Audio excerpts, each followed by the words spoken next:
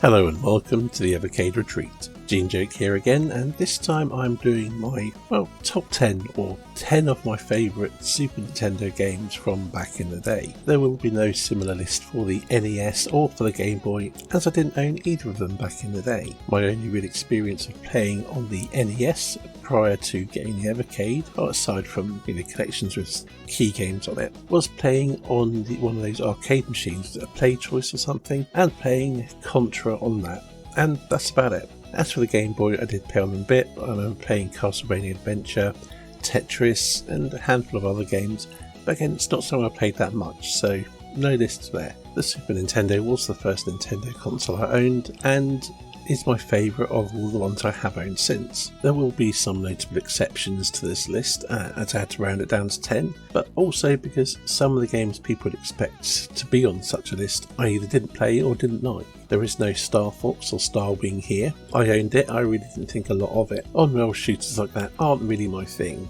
unless it's Space Harrier I suppose. And I'll spare you any suspense about waiting for Super Metroid, because I've never played it, even to this day. And there will be no Final Fantasies or, pretty much any RPGs, because I could never get hold of them back in the day. So I've told you what there's not. Let's start on with what there is. With number 10. And this is Another World, or Out of This World if you're on the wrong side of the Atlantic. Yeah, I know it's more known as an Amiga game, but I did first play it on the Amiga, but it was on the Super Nintendo where I first finished it, and it's the version that I played the most. I know it's not a technically great game in little ways, but I always liked the whole vibe of this game, and yeah, it's just one of those games that had a bit of an impact on me, even though the gameplay itself is a bit lacking.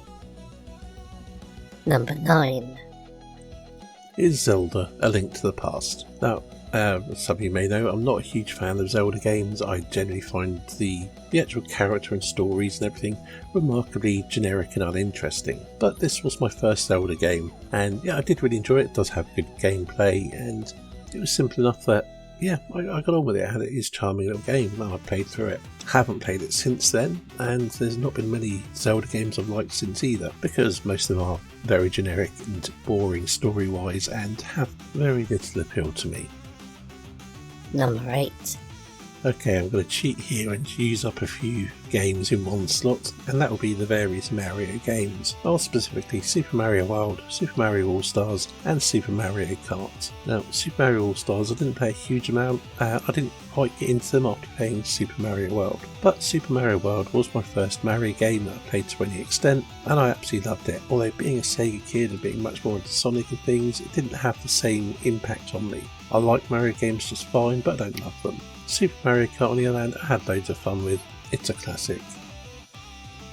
Number 7 is Super Star Wars. Well, in fact, it's all 3 games, so this is another 3 in 1. I was a huge Star Wars fan as a kid, and these coming out was just like a bit of a dream come true. Having a good looking and a good sounding representation of the games, even if they were tough as balls. And I remember really struggling with the first game for quite a while with the difficulty. They are stupidly tough ass games, but if you're a Star Wars fan like I was, you persevered with it until you beat them, or until you just gave up and lost the will to live. Number 6 is Contra 3, The Alien Wars. Now, over here, Contra was called Pro Protector, and you had robots instead of people, and that was lame. So lame that I didn't bother getting it. I got hold of an import copy so I could play it as it was meant to be, and naturally, this game absolutely kicked my ass because it's a tough ass game. But it's awesome. I absolutely love this game. Actually, I've been a fan of all the Contra games I've played, which isn't that many, really. I haven't played one since, the 16-bit era, really. Number 5 is R-Type 3. I suppose, and also Super R-Type, although R-Type 3 was definitely the superior game. As anyone who's watched a few of my videos will know, I'm a huge fan of the R-Type series, and playing these, I love these too. I still have a special place in my heart for the original R-Type, and Super R-Type is definitely, or R-Type 2, is definitely not as good. But R-Type 3, that comes close in my opinion. It needs to come to the Evercade. Number 4 is the Lost Vikings. Yep, this is one of my most played games on the Super Nintendo. Once again, I first played it on the Amiga and then bought it on the Super Nintendo when I saw it in the shops. I played it through, completed it a couple of times. Yeah, really enjoyed the puzzle platforming of this game. I'm not quite sure what it is about this game, it's just the whole vibe, the puzzles, the gameplay. As long as it's just gelled with me, I still haven't really played the sequel that much. But yeah, I absolutely love this game, and yeah, it's one of my favourite SNES games. Number 3. Is Blackthornne. So staying with Blizzard or Silicon Synapse, Blackthorne is a cinematic platformer, in the style of Flashback or Prince of Persia, and I think it surpasses both of those games. Well, kind of. I mean, Flashback is more memorable in some ways, but I found Blackthorne more fun to play, a bit easier on the gameplay front.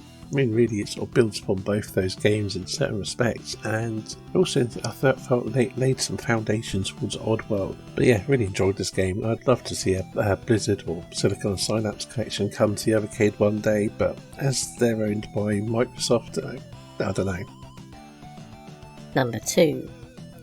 Is Super Castlevania IV. I mean, it had to be, didn't it? Now, I think of this as being my first Castlevania, but it wasn't. The very first Castlevania I played was Castlevania Adventure on the Game Boy. But this was the first proper one I played, and it definitely left a mark. Fantastic graphics, being sort of like horror, kind of gothic-y vibe was my jam as well. And of course, that music.